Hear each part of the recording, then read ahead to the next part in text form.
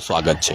આજે મુદનાથ તલાવ છે એની આ દર્શન કરાવીએ તમને। આજે કેટલું સુંદર જે બનાવ્યું છે આ લોકોએ અને એટલી ચોખ્ખી રાખેલી છે કે વિદેશથી લોકો જ્યારે વડોદરામાં આવે ને તો સિદ્ધનાથ તલાવના પહેલાં દર્શન કરે, કારણ કે એમને એવું કેવું છે ગાયકવાડી શાસનથી જે આ તળાવ બનાવેલું છે એટલું સુંદર છે, સિટીની વચ્ચોવચ્ચ છે અને આપણા કોર્પોરેશન તો એટલી ચોખ્ખાઈ રાખે છે ને કે એમને પછી કરોડો રૂપિયા નહીં અરબો રૂપિયા આપશો ને તોય ટેન્શન નહીં પબ્લિકને।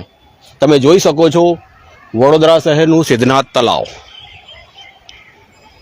આજે આપણી પાસે રાજેશભાઈ માળી આવ્યા છે, એમને આપણે બે શબ્દ પૂછીએ કે આ જે તળાવની પાછળ દર વર્ષે કરોડો રૂપિયાનો જો ખર્ચો થાય છે એ યોગ્ય છે કે અયોગ્ય છે?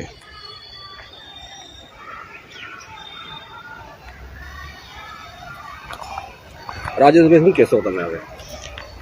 અત્યારે આપણે સિદ્ધનાથ તલાવ આગળ ઊભા છે। સિદ્ધનાથ તલાવની પાછળ કરોડો રૂપિયાનો ખર્ચો કરવામાં આવ્યો અને દર વર્ષે આની પાછળ પણ ખર્ચો કરવામાં આવે છે, પણ એક મસ્ત મોટો ક્વેશ્ચન માર્ક ત્યાં આવે છે કે જો કરોડો રૂપિયા ખર્ચ્યા પછી સિદ્ધનાથ તલાવની અંદર જો ડ્રેનેજનું ગટરનું પાણી અંદર આવતું હોય એટલે વિચારી શકો છો કેટલો મોટો ભ્રષ્ટાચાર છે। ખરેખર જે સિદ્ધનાથ તલાવ છે એની અંદર વરસાદીની જગ્યાએ ડ્રેનેજની ચેમ્બર કેવી રીતે આવી એ પણ મોટામાં મોટો પ્રશ્ન છે।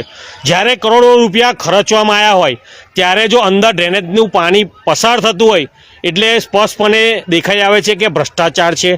મારી સમજણ પ્રમાણે જ્યારે હું નાનો હતો ત્યારે લોકો અહીંયા આગળ કપડાં ધોતા હતા, લોકો પાણી પીતા હતા, એટલે ગાયકવાડનું એક જૂનું અને જાણીતું સિદ્ધનાથ તલાવ માર્કેટથી પ્રખ્યાત હતું। અત્યારે એની દુર્દશા તમે જુઓ કેવી બદતર કરી નાખી છે। એક તરફ જ્યારે વર્ષો પહેલાં પથ્થરગેટ સાઈડ કઈ જગ્યાએ આગ લાગેલી ત્યારે એવું કહેવામાં આવે છે કે સિદ્ધનાથ તલાવમાંથી પાણી લઈ અને આગ બુઝાવવામાં આવેલી, એટલે તમે વિચારો આ સિદ્ધનાથ તલાવનું પાણી લોકો પીતા હતા, એક તરફ કપડાં સૂકવતા હતા, એક તરફ જ્યારે જે કહેવામાં આવે કોઈ આગની કોઈ દુર્ઘટના ઘટતી હતી ત્યારે લોકો પાણીનો ઉપયોગ કરતા હતા। જ્યારે અત્યારે પાણીની તંગી સર્જાઈ રહી છે, આપણી પાસે પાણી પૂરતું નથી, કમિશનર શ્રી પણ એવું કહી રહ્યા છે, મ્યુનિસિપલ કમિશનર, કે પાણીનું લેવલ ઘટી રહ્યું છે। તમે વિચારો ગાયકવાડે જે તલાવો આપેલા એ શુદ્ધ પીવા લાયક પાણી હતા, લોકો પાણી પીતા હતા, કપડાં પણ ધોતા હતા, એટલે વિચારો એની અત્યારે દશા વડોદરા મહાનગરપાલિકાના જે અધિકારીઓ છે એમને કેવી દશા કરી નાખી છે। એક તરફ કરોડો રૂપિયા ખર્ચવામાં આવે છે, કરોડો રૂપિયા ખર્ચ્યા પછી પણ એ તલાવનો યોગ્ય ઉપયોગ નથી થતો, એટલે વિચારો જો આ તલાવ સિદ્ધનાથ તલાવની પાછળ જો કરોડો રૂપિયા ખર્ચવામાં આવ્યા હોત, અત્યારે તલાવ ભરેલું હોત તો અત્યારે પાણીની કટોકટીમાં લોકો પાણી પી શકત। વર્ષો પહેલાં લોકો પાણી બી પીતા હતા, કપડાં પણ ધોતા હતા અને પશુઓ માટે પાણી પણ અહીંથી લઈ જતા હતા, એટલે વિચારો આ સિદ્ધનાથ તલાવ એટલું પહેલાં ગાયકવાડી સમયમાં નામચીન હતું અને વિસ્તારની અંદર કે લોકો પાણી પીવાથી લઈને કપડાં ધોતા હતા। અત્યારે એની દુર્દશા તમે જોઈ શકો છો। ટૂંક સમય પહેલાં હજારોની સંખ્યામાં માછલીઓ મરી ગઈ, કાચબાઓ મરી ગયા, શાના લીધે? આ ડ્રેનેજના પાણીના લીધે। જો તમે કરોડો રૂપિયા વડોદરા મહાનગરપાલિકાએ કોન્ટ્રાક્ટ આપીને કરોડો રૂપિયા ચૂકવ્યા હોય ને ત્યાર પછી જો આવા દ્રશ્ય જોવામાં આવે ને તો શંકાનો વિષય છે કે આપણે રૂપિયા બગાડ્યા પછી જો અંદર ડ્રેનેજનું પાણી જતું હોય એટલે સ્પષ્ટપણે દેખાઈ આવે છે કે ભ્રષ્ટાચાર છે, ભ્રષ્ટાચાર છે ને ભ્રષ્ટાચાર છે।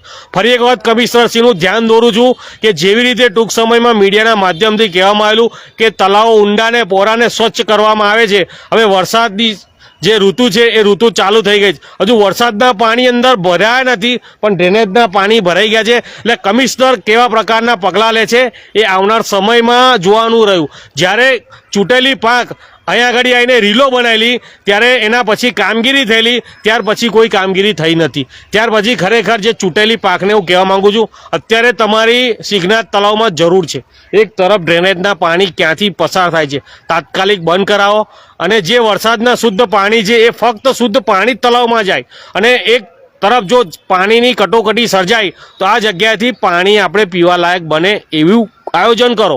જ્યારે તમે જોયું હશે કે શુદ્ધિકરણના નામે કરોડો રૂપિયા ચૂકવવામાં આવે છે ત્યાર પછી પણ ગટરના પાણી મિક્સ થઈ રહ્યા છે। જ્યારે ગાયકવાડી કાંસોની અંદર તમે જોયું હશે ગાયકવાડી તલાવો શુદ્ધ એકદમ ચોખ્ખું પાણી અડધો કલાક પછી તમે પાણી ઓલાઈ નાખો ને અડધો કલાક પછી શુદ્ધ કાચ જેવું પાણી થઈ જાય, કામ એ કુદરતી પાણી છે। અત્યારે જે બી પાણી છે તમે જોશો જ્યાં બી ત્યાં ગટરના દૂષિત ગંદા પાણી છે।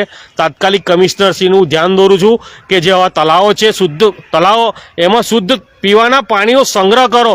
જો આવનાર સમયમાં કટોકટી સર્જાશે તો હું તો એવું કહું છું કે અહીંયા આગળ જો શુદ્ધ પાણી હશે તો લોકો ફિલ્ટર કરીને પીશે. એટલે તાત્કાલિક સિંગનાથ તળાવનું ફરી ચોખ્ખીકરણ શુદ્ધિકરણ થાય, મારી એવી માંગ છે.